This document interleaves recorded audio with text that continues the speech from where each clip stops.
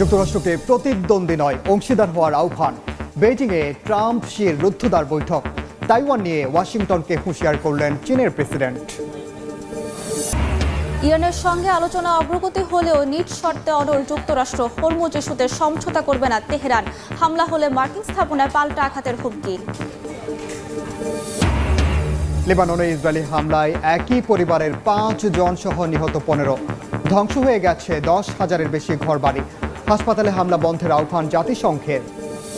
এবং দলের অভ্যন্তরীণ চাপে কোণঠাসা ব্রিটিশ প্রধানমন্ত্রী। এবার পদত্যাগ করতে পারেন স্বাস্থ্যমন্ত্রী। স্টারমারের সমর্থনে মাঠে নেমেছেন অনুগত মন্ত্রীরা।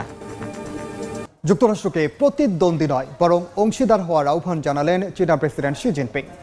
মার্কিন প্রেসিডেন্টের সঙ্গে 2 ঘন্টা রুদ্ধদ্বার বৈঠকে এ কথা বলেন শি।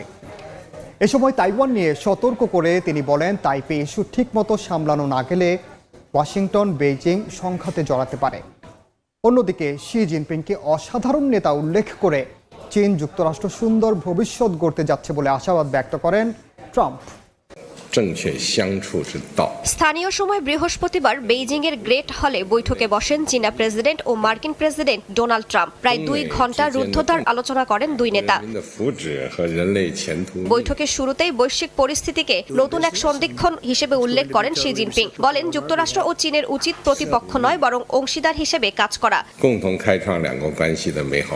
বৈঠকে তাইওয়ান প্রশ্নেও নিজের অবস্থান স্পষ্ট করেন শি জিনপিং। চীন যুক্তরাষ্ট্র সম্পর্কে তাইওয়ান ইস্যু সবচেয়ে গুরুত্বপূর্ণ ও স্পর্শকাতর বিষয় বলে উল্লেখ করেন তিনি। এই ইস্যু সঠিকভাবে সামাল না দিতে পারলে দুই দেশের সম্পর্ক বিপজ্জনক সংঘাতের দিকে এগিয়ে যেতে পারে বলেও সতর্ক করেছেন শি। চীন যুক্তরাষ্ট্র স্থিতিশীল সম্পর্ক পুরো বিশ্বের জন্যই উপকারী। আমরা যখন সহযোগিতা করি তখন উভয় পক্ষই লাভবান হয়, আর যখন সংঘাতে জড়ায় তখন দুপক্ষকেই চড়া মূল্য দিতে হয়। আমাদের প্রতিদ্বন্দ্বী নয় বরং অংশীদার হওয়া উচিত। অন্যদিকে শি জিনপিংকে অসাধারণ নেতা আখ্যা দেন মার্কিন প্রেসিডেন্ট। ওয়াশিংটন বেইজিং সম্পর্ক আগের যে কোনো সময়ের চেয়ে আরো ভালো হবে বলে আশাবাদ ব্যক্ত করেন ট্রাম্প। বলেন, চীন যুক্তরাষ্ট্র একসঙ্গে চমৎকার ভবিষ্যৎ গড়তে যাচ্ছে।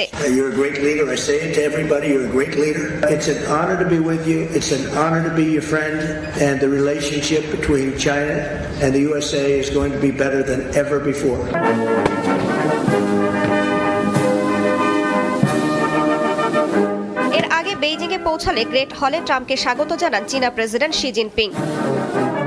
ইরানের সঙ্গে পরমাণু ইস্যুতে আলোচনায় কিছুটা অগ্রগতির কথা জানালেও নিজ শর্তে অনড় যুক্তরাষ্ট্র।